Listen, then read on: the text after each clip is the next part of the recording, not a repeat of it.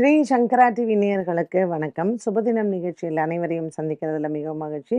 இன்னைக்கு ஜூலை மாதம் 17ஆம் தேதி வெள்ளிக்கிழமை, சதுர்த்தி திதி, ஆடி மாத பிறப்பு. நான் சொன்ன மாதிரி இன்னைக்கு சூரியனும் மாறி இருக்காரு, சந்திரனும் மாறி இருக்காரு. அதனால இன்றைய நாள் ரொம்ப ரொம்ப சிறப்பு அப்படின்னே சொல்லலாம். ஏன்னா சூரியன் வீட்டில் வந்து பார்த்தீங்கன்னா சுக்கிரன், சந்திரன், கேது இது மூணுமே சேர்ந்த ஒரு கிரக அமைப்பாக இருக்கு. இப்ப பொறக்கறது பாருங்க பசங்க. இப்ப இன்னைக்கு பொறக்கிற குழந்தைங்க, நாளைக்கு பொறக்கிற குழந்தைங்க. இதுங்களுக்கெல்லாம் பார்த்தீங்கன்னா, அவங்களுடைய அப்பாவுடைய வம்சத்துலலாம் இந்த பெண் சாபங்கள் இருக்கக்கூடிய ஒரு அமைப்பு வந்து இருக்கும். எப்பவுமே சுக்கிரன், கேத்து சூரியன் வீட்ல சேர்ந்து இருக்கிறது அவ்வளோ நல்லதில்ல. இதுல சுக்கிரன், சந்திரன், கேத்து வேற சேர்ந்து இருக்கிறது. அதனால சிம்ம ராசியில இருக்கக்கூடிய பெண்களுக்கு உடல் ஆரோக்கிய பாதிப்புகள் அதிகமாக வரும். இன்னைக்கு பொறக்கிற குழந்தைங்களுக்கு அவ அப்பா வம்சத்துல பெண் சாபம் நெறைய இருக்கும். மேஷ ராசி நேயர்களுக்கு வந்து பார்த்தீங்கன்னா, 5ஆம் இடத்தில் சுக்கிரன், கேது, சந்திரன் இருக்கு. கர்ப்பிணி பெண்கள் ரொம்ப கேர்ஃபுல்லா இருங்க. ஒரு சிலருக்கு மிஸ்கேரேஜஸ் ஆறதோ, இல்ல லைட்டா வந்து இந்த மாதவிடாய் பிரச்சனை இருக்கிறவங்களுக்கெல்லாம் அது அதிகரிக்கிறதுக்கோ, ஹார்மோனல் இம்பேலன்ஸஸ் இருக்கிறவங்களுக்கு இருக்கோலாம் வாய்ப்புகள் இருக்கு. ஸோ உடல் ஆரோக்கியம் அதுவும் குறிப்பா பெண்கள் கவனமாக இருக்க வேண்டும். இந்த ஆடி மாத பிறப்பு இன்னைக்கு ரொம்ப அற்புதமா ஒரு வெள்ளிக்கிழமையில வந்திருக்கு. அதுவும் சதுர்த்தி திதியில. ஸோ இந்த மேஷராசி அன்பர்கள் எல்லாம் இன்னைக்கு ஏதாவது அரச மரத்துக்கு கீழே இருக்கக்கூடிய பிள்ளையாருக்கு நீங்க 12 பிரதட்சணம் பண்ணுங்க. ரொம்ப சிறப்பு. ரிஷபராசி அன்பர்கள் இன்னைக்கு நீங்க ரொம்ப உங்களுக்கு தான் விசேஷம் அப்படின்னு சொல்லலாம். ஏன்னா ராசியில செவ்வாய், ராசிநாதன் சுக்கிரன், கேதுவோட சேர்ந்து சூரியன் வீட்டுல சஞ்சாரம் பண்றார். இந்த ரிஷபராசி அன்பர்களுக்கெல்லாம் உடன் பிறந்தவர்களுக்கு இன்னைக்கு கண்டிப்பா அது உங்களுக்கு அக்கா தங்கச்சிங்க இருக்காங்கன்னா பெண்களுக்கு தாம்பூலம் கொடுக்கறது ரொம்ப நல்லது. இந்த அரச மரத்துக்கு கீழே ரெட்டை நாகம் இருக்கும். நாக பிரதிஷ்டை பண்ணியிருப்பா. ரெட்டை நாகம் இப்படி பின்னின மாதிரி இருக்கும். அந்த ரெட்டை நாகத்துக்கு நீங்க மஞ்சள் குங்குமம் வச்சு விளக்கேத்தி பிரார்த்தனை பண்ணிட்டீங்கன்னா குழந்தை இல்லாதவாளுக்கு குழந்தை பிறக்கும். மிதுன ராசி நேயர்கள் மிதுன ராசி நேயர்களுக்கு இந்த ஆடி மாதம் ரொம்ப சிறப்பா இருக்கும். பணவரவு நிறையா இருக்கும். ஏற்கனவே பாக்கியத்துல உங்களுக்கு ராகு இருக்கு. அதனால பித்ருக்களினுடைய ஆசீர்வாதம் பரிபூரணமாக உண்டு. இந்த மிதுன ராசி நேயர்களுக்கு இந்த தட்சிணாயன புண்ணிய காலத்துல இன்றைய நாள்ல குலதெய்வ வழிபாடை செய்யலாம். ஏன்னா உங்களுக்கு 2ஆம் இடத்துல குருவும் சூரியனும் இருக்காங்க. அதனால குடும்பத்துல உங்களுடைய பித்ருக்கள் ஆசீர்வாதம் இன்றைய நாளில் வணங்க பரிபூரணமாக கிடைக்கும். கடகராசினியர்கள் கடகராசினியர்களுக்கு பல காலமாக இருந்து வந்த ஒரு விதமான மன அழுத்தம் குறையும். ராசிநாதன் சந்திரன் பரிவர்த்தனை யோகமா இருக்காங்க. ஸோ கடகராசியில இருக்கிறவங்களுக்கு சந்திரன் 2ஆம் இடத்துல சுக்கிரன் கேத்துவோட இருக்கும்போது பண விவகாரத்தில் கவனமா இருங்க. கூட பிறந்தவங்களே உங்களை வந்து காசு ஏமாத்துறது, இல்லை ஃப்ரெண்ட்ஸ் வந்து காசு ஏமாத்துறது, கொஞ்சம் நம்ம ஜாக்கிரதையா இருக்கலாம். இன்று ஏதாவது ஒரு விதத்தில் எதையாவது ஒண்ணு தொலைக்கிறதோ, இல்லை எதையாவது ஒண்ணு ஏமாற்றம் அடையறதுலயோ வாய்ப்புகள் உண்டு. கவனம் தேவை. சிம்மராசி நேயர்கள் ராசியிலேயே சுக்கிரன், கேது, சந்திரன் இருக்கிறாங்க. பெண்கள் உடல் ஆரோக்கியத்தில் கவனமாக இருக்க வேண்டும். குறிப்பா தைராய்டு ப்ராப்ளம், ஹார்மோனல் இம்பேலன்சஸ் இருக்கிறவங்க கவனமா இருங்க. அரச மரத்தை இன்னைக்கு கண்டிப்பா காலையில போய் சுத்துங்க. அதுவும் புத்துக்கு பால் விடுறது, அரச மரத்துல விநாயகரை வேண்டுறது, சிம்மராசிக்காரர்களுக்கு அஷ்டம சனிக்கு ரொம்ப விசேஷம். கன்னிராசிக்காரர்களுக்கு இன்றைய நாளில் பலவிதமான ஒரு மனக்குழப்பம் இருக்கும். ராசிநாதன் 10ஆம் இடத்துல இருக்காங்க. வேலை மாத்தலாமா? இல்லை இருக்கிற வேலையால நம்ம தங்க முடியுமா? அந்த மாதிரியான குழப்பங்கள்லாம் இருக்கும். பட் ரொம்பவுமே வேலை விஷயத்துல இன்னைக்கு உங்களுக்கு நல்ல செய்தி காத்திருக்கு. விநாயகருக்கு செதறு தேங்காய் போடுறது நல்லது. துலாம் ராசி அன்பர்களுக்கு இன்னைக்கு மனதளவுல இருக்கக்கூடிய ஒரு சில மன போராட்டம் விலகும்.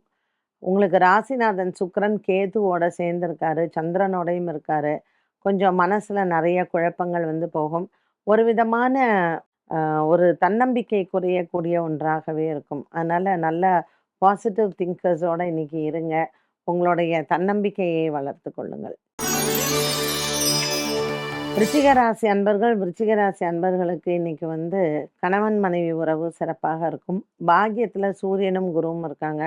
பித்ருக்கள் ஆசீர்வாதம் பரிபூரணமாக இருக்கு. இன்னைக்கு அன்னதானம் பண்றது ரொம்ப விசேஷம். குழந்தை இல்லாத தம்பதிகள் இன்னைக்கு சதுர்த்தியில கடலோரத்தில் இருக்கக்கூடிய விநாயகர் ஆலய வழிபாட்டை மேற்கொள்ளலாம். தனுசு ராசினியர்கள் தனுசு ராசினியர்களுக்கு இன்று எடுத்த காரியங்கள் அனைத்தும் வெற்றி அடையும்.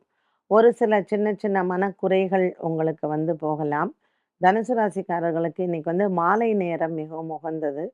எடுத்த காரியத்தில் வெற்றி அடைய இன்று நீங்கள் விநாயகருக்கு தேங்காய் மாலை சாற்றுவது சிறப்பு. மகர ராசி அன்பர்கள் மகர ராசி அன்பர்களுக்கு இன்று சந்திராஷ்டம தினமாக அமைகிறது. சந்திரன் இன்று 8ஆம் இடத்தில் இருப்பதனால் கொஞ்சம் மனசுல கிளேசங்கள் இருக்கும். இன்னைக்கு பசுமாட்டுக்கு வந்து பச்சரிசி கொடுக்கறது ரொம்ப விசேஷம். கும்பராசி நேயர்களுக்கு இன்று குடும்ப குழப்பங்கள் தீரும். அதே சமயத்துல தன லாபங்களும் பெருகும். பிள்ளைகளால் மன நிறைவு உண்டு. ஆடி மாத பிறப்பு இவங்களுக்கு ரொம்பவுமே சிறப்பாக இருக்கும். இன்று கும்பராசி அன்பர்களுக்கு விநாயகர் ஆலய வழிபாடு சிறந்தது.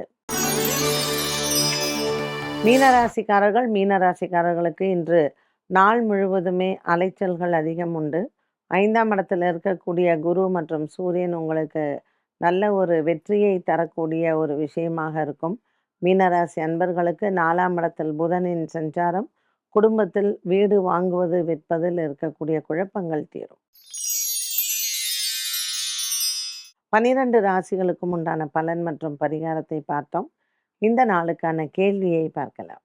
இந்த ஆடி மாதத்தில் கிரகங்கள் ரீதியாக இருக்கக்கூடிய சிறப்புகள் மற்றும் பாதகங்கள் என்ன?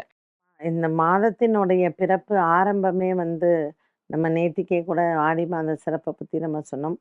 சூரியன் வந்து குருவோட சேர்ந்து 12 வருஷத்துக்கு ஒரு முறை தான் இந்த கடக ராசியில சஞ்சாரம் அப்படிங்கிறது. இப்போ வந்து பார்த்தீங்கன்னா உங்களுக்கு சந்திரன் வந்து சிம்மத்தில் இருக்கார். ஸோ சந்திரன் வந்து இன்னும் ஒரு நாளில் வெளியில் வந்துடுவார். காலசர்ப்பதோஷ அமைப்புலேருந்து இது வெளியில் வந்துடும்.